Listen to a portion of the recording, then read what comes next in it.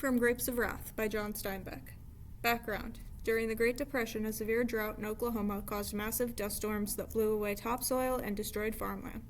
Devastated farming families had no choice but to sell all their belongings and leave. This is the situation faced by the Joad family in John Steinbeck's novel The Grapes of Wrath. In this excerpt, the narrator describes the aftermath of the devastating drought. In the little houses, the tenant people sifted their belongings and the belongings of their fathers and their grandfathers, picked over their possessions for the journey to the west. The men were ruthless because the past had been spoiled, but the women knew how the past would cry to them in the coming days. The men went into the barns and the sheds. That plow, that harrow, remember in the war we planted mustard? Remember a fellow wanted us to put it in that rubber bush they call gayuli? Get rich, he said. Bring out those tools. Get a few dollars for them. $18 for that plow, plus freight. Sears Roebuck. Harness, carts, cedars, little bundles of hose, bring 'em out. Pile 'em up. Load 'em in the wagon. Take 'em to town. Sell 'em for what you can get. Sell the team and the wagon too. No more use for anything. 50 cents isn't enough to get for a good plow. That cedar costs $38. $2 isn't enough. Can't haul it all back. Well, take it, and a bitterness with it. Take the well pump and the harness. Take halters, collars, hands, tugs. Take the little glass brow band jewels, rose red under glass. Got these for the big eating. 'Member how he lifted his feet when he trotted? Junk piled up in a yard. Can't sell a hand plow anymore. 50 cents for the weight of the metal. Discs and tractors, that's the stuff now. Well, take it, all junk, and give me $5. You're not buying only junk, you're buying junked lives. And more, you'll see. You're buying bitterness. Buying a plow to plow your own children under. Buying the arms and spirits that might have saved you. $5, not $4. I can't haul 'em back. We'll take 'em for $4. But I warn you, you're buying what will plow your own children under. And you won't see. You can't see. Take 'em for $4. Now what do you give for the team and wagon? Those fine bays, matched they are. Matched in color, matched the way they walk, stride to stride. In the sift, pole, straining hams and buttocks. Split second timed together. And in the morning, the light on them, bay light.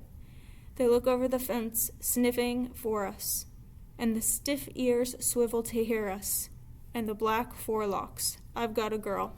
She likes to braid the manes and forelocks, but puts little red bows on them. Likes to do it. Not anymore. I could tell you a funny story about that girl and that off bay. Would make you laugh. Off horse is 8, near 10. But might have been twin colts the way they work together. See? The teeth? Sound all over. Deep lungs. Feet fair and clean. How much? $10 for both? And the wagon. I'd shoot 'em for dog feed first. Oh, take 'em quick, mister. You're buying a little girl plaiting the forelocks. Taking off her hair ribbon to make bows. Standing back, head cocked, rubbing the soft nose with her cheek. You're buying years of work, toil in the sun. You're buying a sorrow that can't talk. But watch it, mister. There's a premium goes with this pile of junk. And the bay horse is so beautiful. A packet of bitterness to grow in your house and to flower someday. And we could have saved you, but you cut us down. And soon you will be cut down, and there will be none of us to save you. And the tenant men came walking back, hands in their pockets, hats pulled down. Some bought a pint and drank it fast to make the impact hard and stunning. But they didn't laugh and they didn't dance. They didn't sing or pick the guitars. They walked back to the farms, hands in pockets and heads down, shoes kicking the red dust up.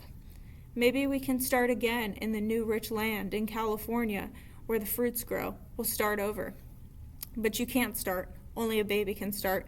You and me, why, we're all that's been. The anger of a moment, the 1,000 pictures, that's us. This land, this red land is us. And the flood years and the dust years and the drought years are us. We can't start again. The bitterness we sold to the junk man, he got it all right, but we have it still. And when the owner men tell us to go, that's us. And when the tractor hit the house, that's us until we're dead.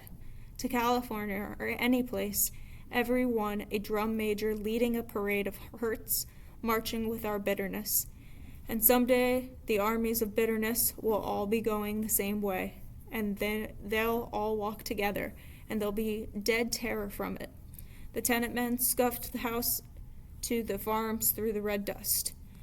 When everything that could be sold was sold, stoves and bedsteads, chairs and tables, little corner cabinets, tubs and tanks, still there were piles of possessions, and the women sat among them, turning them over and looking off beyond and back, pictures, square glasses, and here's a vase. Now you know well what we can take and what we can't take. We'll be camping out, a few pots to cook and wash in, and mattresses and comforts, lantern and buckets, and a piece of canvas. Use that for a tent. This kerosene can't. Know what that is? That's the stove. And clothes, take all the clothes. And the rifle. Wouldn't go out naked of a rifle. When shoes and clothes and food, when even hope is gone, we'll have the rifle. When Grandpa came, did I tell you? He had pepper and salt in a rifle, nothing else, that goes. And a bottle for water. That just about fills us. Right up to the sides of the trailer, and the kids can sit in the trailer, and Grandma on a mattress. Tools, a shovel, a saw, a wrench, and pliers. An ox, too. We had that ox 40 years. Look how she's worn down. And ropes, of course. The rest? Leave it or burn it up. And the children came. If Mary takes that doll, that dirty rag doll, I gotta take my Indian bow. I got to. And this round stick, big as me, I might need this stick. I had the stick so long, a month, maybe a year. I gotta take it. And what's it like in California? The women sat among the doomed things, turning them over and looking past them and back. This book, my father had it. He liked a book, Pilgrim's Progress, used to read it. Got his name in it, and his pipe. Still smells rank. And this picture, an angel. I looked at that before the fuss 3 came. Didn't seem to do much good. Think we could get this China dog in? And Aunt Sadie brought it from the St. Louis Fair. See? Wrote right on it. No, I guess not. Here's a letter my brother wrote the day before he died. Here's an old-time hat. These feathers, never got to use them. No, there isn't room. How could we live without our lives? How will we know it's us without our past? No, leave it. Burn it. They sat and looked at it and burned it into their memories. How will it be not to know what lands outside the door? How if you wake up in the night and know the willow tree's not there? Can you live without the willow tree? Well, no, you can't. The willow tree is you. The pain on that mattress there, that dreadful pain, that's you. And the children, if Sam takes his Indian bow and his long round stick, I get to take 2 things. I choose the fluffy pillow, that's mine. Suddenly they were nervous. Got to get out quick now. Can't wait. We can't wait. And they pile up the goods in the yards and set fire to them. They stood and watched them burning, and then frantically they load up the cars and drove away. Drove in the dust. The dust hung in the air for a long time after the loaded cars had passed.